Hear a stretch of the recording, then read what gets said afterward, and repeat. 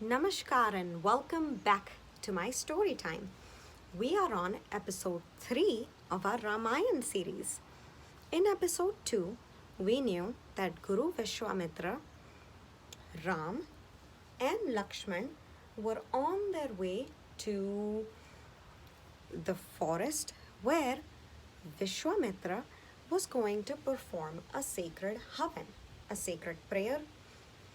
So along the way, as they were walking to their destination, Guru Vishwamitra gave Lakshman and Ram a lot of lessons in warfare, and he also gave them a lot of sacred and magical weapons, which were one of a kind. That means no one else had those weapons. So, as Guru Vishwamitra prayed and started his Havan, which is a sacred fire and in which Guru Vishwamitra offered his prayers and poured ghee into it, Lord Ram and Lakshman, they kept a watch and made sure that no demon was there to interfere in this very spiritual practice. So, lo and behold, there were 2 demons that showed up, just as Vishwamitra had anticipated. Maricha and Subahu. But Ram and Lakshman were prepared. They also had some new weapons from Guru Vishwamitra, and they were able to fight off the demons and make sure that Guru Vishwamitra was able to complete all his prayers. Now, as he finished his prayers, he asked Ram and Lakshman if they would accompany him to Mithila. Mithila was where King Janak lived, and King Janak had a very special bow. This was Lord Shiva's bow. And Guru Vishwamitra really wanted to see that bow and offer his prayers. Now, what a coincidence. When Ram, Lakshman and Guru Vishwamitra arrived in Mithila to see King Janak and the bow, King Janak was having a Swayamvar for Sita. You may ask, what is a Swayamvar?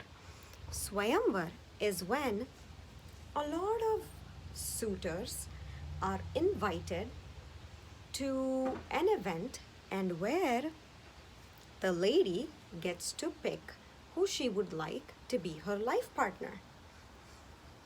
Now, King Janak had a condition that the only person who could tie a string to Lord Shiva's bow would be qualified enough to marry my daughter, Sita. Now you may wonder, what's in just stringing a bow? This was a very special bow. It was Shiva's bow. And only person with a lot of bravery, humility, wisdom, and strength would be able to lift Shiva's bow.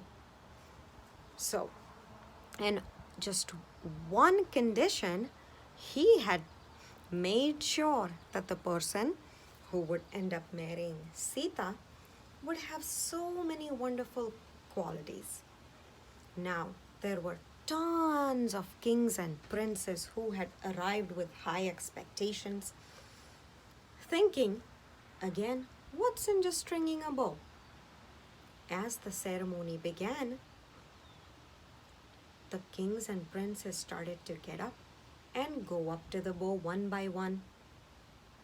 They would try to just lift the bow, but they couldn't. Then another one went. He said, I am pretty strong. And he tried to pick it up with one hand. Almost fell. Someone thought, let me try 2 hands. fell, people were laughing at everyone. Not cool. And then someone thought, maybe let me try flexing my muscles a bit and just lift that bow, and fell and crashed. No one was able to move that bow even an inch.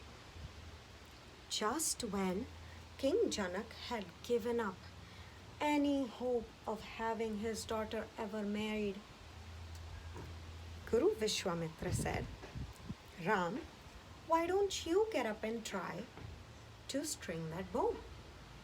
Now Ram would never say no to his Guruji. So Ram got up, took blessings of his Guruji, took blessings of King Janak, walked up to the bow, took blessings of the bow, prayed to Lord Shiva, and with just one hand was able to lift that bow, string it, and break the bow. Everyone was shocked. Their jaw dropped. How could the youngest member, if you don't count Lakshman, over there, the youngest suitor, I would say, be able to do this, and none of the kings were able to do it?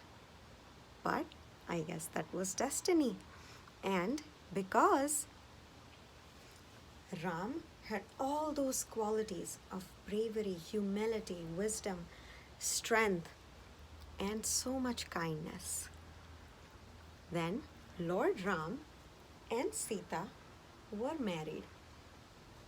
They invited King Dasharatha and the whole family over to have a grand wedding. And after that,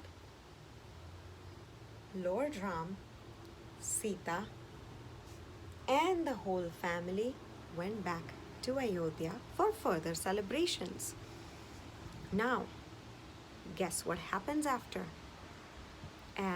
Do you think Ram will become the next king of Ayodhya? Or do you think there will be some hurdles along the way? Stay tuned for episode number 4. Thank you so much for joining this Ramayana series. Namaskar.